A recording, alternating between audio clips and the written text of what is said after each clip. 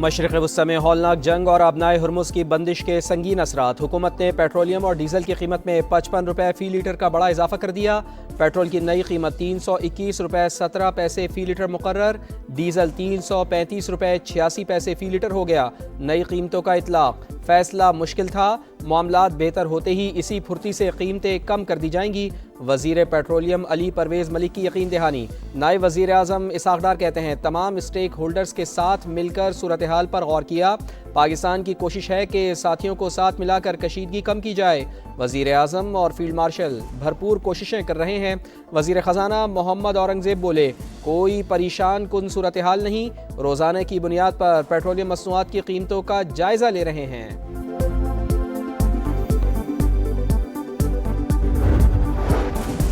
حکومت کے ممکنہ پیٹرولیم بحران سے بچنے کے لیے ہنگامی اقدامات۔ خام تیل کے 4 جہازوں کا انتظام کر لیا۔ سعودی عرب اور امارات سے معاملات طے۔ امریکہ سے بھی پاکستان کے لیے کروڈ آئل کے 2 جہاز آئیں گے۔ آبنائے ہرمز کے متبادل روٹ سے تیل کی درآمد بھی زیر غور۔ پاکستان کا تیل اور گیس کے بند کنویں فعال کرنے اور مقامی پیداوار بڑھانے کا فیصلہ۔ مستقبل میں صنعتی شعبے کو گیس کے بجائے اضافی بجلی دینے کا پلان۔ عالمی منڈی میں خام تیل کی قیمت میں مزید اضافہ۔ برینڈ کروڈ آئل کی قیمت $94 فی بیرل تک جا پہنچی۔ امریکی کروڈ $92 پر ٹریڈ۔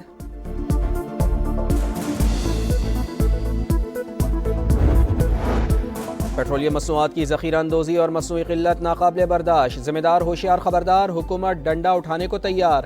مصنوعی قلت پیدا کرنے والے پیٹرول پمپ فوری بند کیے جائیں۔ وزیر اعظم کا حکم، لائسنس منسوخ کرنے کی ہدایت۔ کہا پیٹرولیم مصنوعات کی نقل و حمل کے لیے ڈیش بورڈ بنایا جائے۔ وزیر پیٹرولیم صوبوں کا دورہ کریں، عوام کو بلا تعطل فراہمی بھی یقینی بنائی جائے۔ ایندھن کے ممکنہ بحران سے نمٹنے کا ہنگامی پلان تیار۔ تفصیلات وزیر اعظم کو پیش۔ کرونا دور کے بچت اور کفایتی اقدامات نافذ کرنے کی تجویز۔ تعلیمی اداروں میں آن لائن کلاسز اور اسمارٹ آفس ورکنگ کے آپشنز پر بھی غور۔ اعلیٰ سطح اجلاس میں تیل کے موجودہ ذخائر تسلی بخش قرار۔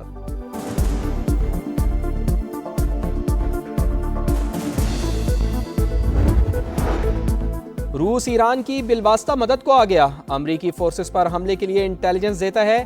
اسی وجہ سے ایران کے میزائل حملوں میں گزشتہ سال کی نسبت بہتری آئی۔ امریکی اخبار کا دعویٰ۔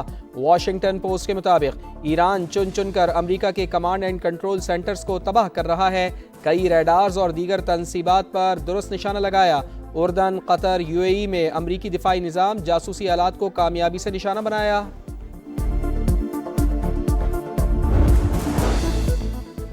ایران کی ثابت قدمی، سپر پاور کے اعتماد کو بڑا جھٹکا۔ صدر ڈونلڈ ٹرمپ کا لہجہ بدلنے لگا۔ ایران سے ہتھیار ڈالنے کے لیے منت سماجت، بحالی میں مدد کی پیشکش۔ زمینی فوج بھیجنے پر 1 دن بعد ہی یو ٹرن۔ کہا ایران میں فوج اتارنا وقت کا ضیاع ہوگا۔ چاہتے ہیں ایران میں قیادت کا موجودہ نظام ختم ہو اور ہماری پسند کے لوگ حکمران بنے۔ مشرق وسطی سے ہزاروں امریکیوں کو محفوظ مقام پر منتقل کر رہے ہیں۔ کام خاموشی اور بغیر رکاوٹ کے جاری ہے۔ ایرانی قیادت کا حوصلہ چٹان سے زیادہ مضبوط۔ خطے میں دیر پا امن کے عزم سے پیچھے نہیں ہٹے۔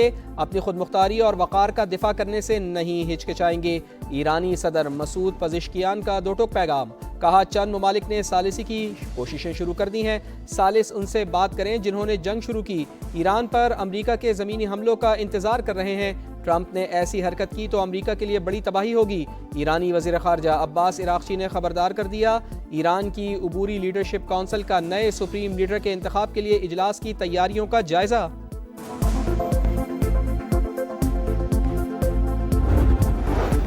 امریکہ اور اسرائیل کی کھلی دہشت گردی۔ فلسطینیوں کے بعد ایرانیوں کی نسل کشی پر اتر آئے۔ شہری آبادی مسلسل نشانہ۔ تہران یونیورسٹی کی حدود میں رہائشی علاقوں پر بمباری۔ قزوین میں اسکول پر حملے کی ویڈیو سامنے آ گئی۔ شیراز، کرمانشاہ، اصفہان اور خراسان سمیت مختلف علاقوں پر بھی درندگی۔ شہداء کی تعداد 1332 ہو گئی۔ شہید ہونے والوں میں 200 بچے بھی شامل۔ ایران سے جنگ کے پہلے 100 گھنٹوں میں امریکہ کو $3.7 ارب کا نقصان ہو چکا۔ امریکی تھنک ٹینک کی رپورٹ۔ اسرائیل کے لبنان پر بھی حملے، مزید 6 شہری شہید، تعداد 217 ہو گئی۔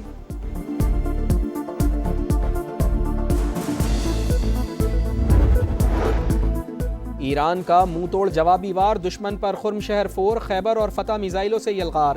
آئرن ڈوم روکنے میں ناکام۔ اسرائیل کے مختلف علاقوں میں آگ بھڑک اٹھی، مشرق وسطی میں امریکی تنصیبات بھی ہدف، بحرین میں مختلف علاقوں پر حملہ، کویت میں امریکی تنصیبات پر میزائل داغ دیے، سعودی وزارت دفاع کا 1 کروز اور 4 بیلسٹک میزائل تباہ کرنے کا دعویٰ، یو اے ای کے علاقے فجیرہ میں آئل انڈسٹریل زون پر ڈرون حملہ، آگ بھڑک اٹھی، امریکی وزیر خارجہ کا عرب ممالک کے وزرائے خارجہ سے رابطہ، مشرق وسطی کی صورتحال پر گفتگو، کہا امریکہ ایران میں نظام کی تبدیلی نہیں بلکہ انتظام نئے لوگوں کے ہاتھوں میں چاہتا ہے۔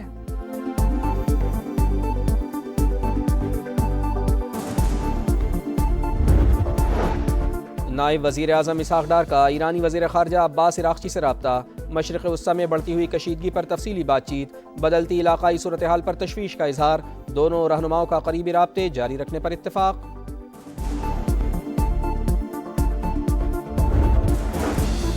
طالبان اقتدار میں آنے کے بعد افغانستان کی سیکیورٹی کے لیے بڑا خطرہ، افغان نیشنل ریزسٹنس فرنٹ کے شعبہ خارجہ کے سربراہ علی نظری نے افغان عبوری حکومت کا مکروہ چہرہ بے نقاب کر دیا، بی بی سی سے گفتگو میں بتایا ملک میں انتہا پسند گروہوں کی موجودگی اور سرگرمیاں بڑھ گئیں، عوام یرغمال بنے ہوئے ہیں۔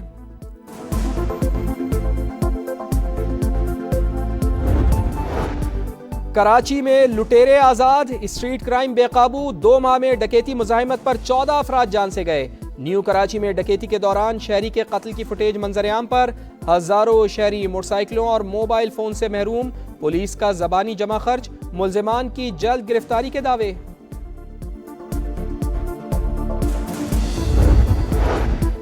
اور ہاکی کے میدان سے اچھی خبر، 8 سال بعد پاکستان نے ہاکی ورلڈ کپ کے لیے کوالیفائی کر لیا، کوالیفائر سیمی فائنل میں قومی ٹیم نے جاپان کو 3 کے مقابلے میں 4 گول سے ہرا دیا، قومی ہاکی ٹیم نے آخری بار 2018 میں ہاکی ورلڈ کپ کھیلا تھا۔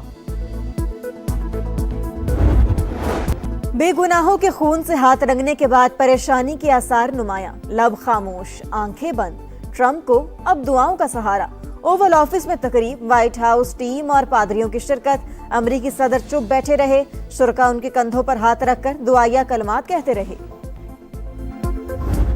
یہ ہے ایران، جہاں زندگی رواں دواں، بازاروں میں چہل پہل، تازہ سبزیاں اور پھل وافر مقدار میں دستیاب، مسلسل حملوں کے باوجود ایرانی عوام کا حوصلہ بلند، سی این این کے رپورٹر نے دنیا کو لائیو مناظر دکھا دیے، بتایا ایران میں ہر چیز نارمل ہے، کسی گیس اسٹیشن پر کوئی لمبی قطار نہیں، کہیں افراتفری بھی نظر نہیں آئی۔ ایران کے خلاف جنگ، امریکی معیشت تباہی کی ڈگر پر، 4 بڑے خلیجی ممالک کا امریکہ سے $2000 ارب کی سرمایہ کاری نکالنے پر غور، سعودی عرب، یو اے ای، کویت اور قطر شامل۔ فائنینشل ٹائمز کے مطابق تیل کی برآمد رکنے سے عرب ممالک کو بجٹ میں کمی کا خدشہ، سرمایہ کاری میں کمی سے ٹرمپ پر دباؤ مزید بڑھے گا۔ بھارت کے گودی میڈیا پر فیک نیوز کی بھرمار، دنیا بھر میں ہزیمت کا سامنا، بڑے بڑے نیوز چینلز بھی جھوٹی خبریں نشر کرتے رہے، ایران جنگ کو نیا رخ دینے کی کوشش کی، کسی نے تو برج الخلیفہ کو تباہ کرنے کا دعویٰ ہی کر ڈالا، بحرین اور دیگر خلیجی ممالک سے متعلق جھوٹا پروپیگنڈا۔ پاک فوج کا آپریشن غضب للحق پوری طاقت سے جاری، طالبان رژیم کے ہلاک کارندوں کی تعداد 527 ہو گئی، وزیر اطلاعات عطا تارڑ کے مطابق دشمن کی 237 پوسٹیں تباہ، 38 پر قبضہ کر لیا گیا، 205 ٹینک اور 72 بند گاڑیاں ملیہ میٹ، پاک فضائیہ نے افغان طالبان رژیم کے 62 ٹھکانوں کو نشانہ بنایا۔